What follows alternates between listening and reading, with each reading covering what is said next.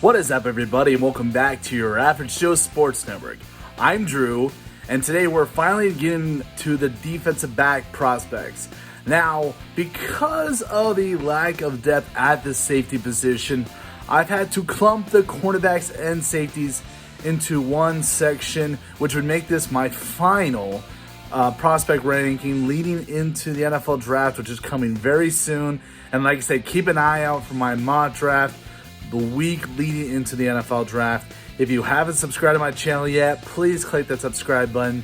And Anthony Garcia is your man. If you have any graphic design or video production needs, his link will be in the description below. OpticVenture.com. So let's go over the first defensive back on my board, Ahmad Sauce Gardner, cornerback from Cincinnati. At 6'3", 190 pounds, he was the American Athletic Defensive Player of the Year. He was first team All-AAC and first team All-American.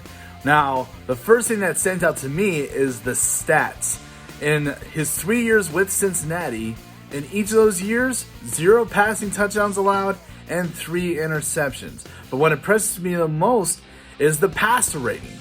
In his first year, he allowed a passer rating of 39.4. In his final year last year, he allowed a passer rating of 22.6. When you start to dive into his play, he's got those long arms that you love to see from a corner. He's got the lean frame. He's a playmaker. But I think what's going to intrigue scouts the most is his intelligence, the fact that he's a leader, and he's going to be a team player. So when I look at Ahmad, he's a guy that could possibly go in the top 10. And some people have even said he can go as high as number 2 to the Detroit Lions. And now for the second defensive back on my board, Derek Stingley Jr., cornerback from LSU. At 6 foot 190 pounds, some people know that he's been struggling with injuries the last 2 seasons. In fact, only played 10 games total. But most people will remember his freshman year, in which he took the entire nation by storm. He had 15 pass deflections, 6 interceptions, and quarterbacks throwing in his direction only completed 37% of the passes and had a passer rating of 51.6. He's got the size and speed that you want, but most of all, he has the ability to track the ball and make a play on the ball due to his ball skills. Now, because of the injury history, there's been some questions of whether he remain healthy. And not only that, but his family has injury history. His father and grandfather were athletes that had very serious injuries, which leads to the Stingley Curse. If you haven't heard that Stingley Curse, I suggest you look that up. There's actually a lot of information about that. But anyway, I can't foresee the future. I can't predict if he's going to stay healthy. I can only tell you, for what I saw from his pro day, he looked healthy, and not to mention the fact he ran a 4.37 his 40-yard dash. I think he's right back in the conversation of going in the top 10. And now for the third defensive back on my board, Kyle Hamilton, safety from Notre Dame. At 6'4", 220 pounds, he was first-team All-American last year, and his total career stats, he had 138 total tackles, had 8 interceptions, and 17 pass deflections. This guy is what we call a hybrid athlete.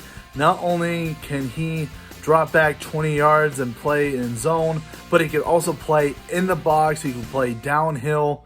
Man, what I love him the most is the fact that he has, versatility like Isaiah Simmons, but also a little bit old school, especially like I said, when you talk about when he's a downhill tackler, when he has to lower his shoulders and lay a hit, which by the way, he is a hard-hitting safety. Sort of kind of reminds me of the days when we had guys like Ed Reed and Brian Dawkins, We don't see a lot of those hard-hitting safeties anymore. So because of the fact that he has that versatility, and like I said, the fact that he can be anywhere on the field and make a play, I think even though this is a time where safeties aren't drafted that high, don't be surprised if he somehow finds a way to sneak into the top 10. And now for the fourth defensive back on my board, Trent McDuffie, cornerback from Washington. At 5'11", 193 pounds, he made first team All Pac-12 last year And when you ask around, he is what you would call a technician. He's got fluid motion, he's got the quick reaction, and not only can he play man-to-man, but he can also play run support, and he can also be used in blitz packages. Daniel Jeremiah is one of the people that would say he is probably one of the safest players in this draft. I do have some question marks about him. One is the fact that he hasn't had an interception in each of the last 2 seasons, and last year he really didn't face much competition. Specifically, the passing offenses they faced, only 2 were in the top 50. One was Arkansas State at 2-10, and then Washington State Cougars at 7-5, who they were faced in the season finale of the regular season. And when you look at the stats the quarterback had against them, the quarterback completed 84.4% of his passes against the Washington Huskies secondary, and also had a QBR, mind you, QBR of 96.1. That means we're talking about the same round number that Josh Allen had in that wildcard game against the New England Patriots. So when you talk about from Trent McDuffie's standpoint, and I'll even throw Kyle Gordon's name in the mix, they really didn't have a strong end to the season when it comes to making a case, for the NFL draft. But like I said, when you look at the tape, it seems like he do everything you want him to do. The fact that he did well at his scouting combine, ran a good 40-yard dash, helps out a lot. He looked very fluid in the field drills. I think he's a guy that when you talk about a lot of these corners that maybe have some question marks and stuff, maybe it's good to go with a safe pick at the end of the day. And now for the 4th defensive back on my board, Andrew Booth Jr., cornerback from Clemson. At 6 foot, 194 pounds, he was first team All-ACC. Now, he only had 1 year as a starter, but he showed several traits that you love to see as a corner. He's physical, he's explosive, he can play press and zone, and he has ball skills that maybe even rival Derek Stingley Jr. from LSU. And some people I've heard have mentioned his footwork, even saying that he might have the best feet in the entire NFL draft. There's concerns, like I said, the fact that he's had limited experience, only 1 year as a starter, and also the fact that he's still recovering from injury, hence his lack of participation in things like the Scouting Combine and even his pro day. But I think that still puts him in consideration for the first round. When you look at the experts, I've seen Bucky Books put him with the Minnesota Vikings at number 12. I've even seen the majority of experts put him all the way down in 31 with the Cincinnati Bengals, who, by the way, could desperately need a corner if they want to go back to the Super Bowl in 2023. Those have been my top 5 corners. And I'm going to even throw you an honorable mention on you because I feel like this guy has a chance to be successful, and he may be undersized, but he's very underrated. Roger McCreary, cornerback from Auburn. At 5'11", 190 pounds, he was first team All-SEC and second team All-American.